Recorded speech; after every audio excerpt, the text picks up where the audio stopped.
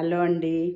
చూడండి ఈ వర్క్, కచ్చ వర్క్ చూడండి ఎంత నీట్గా ఉందో చూడండి. మధ్యలో విష్ణు చక్రం వేసినట్టు వేశారు చూడండి.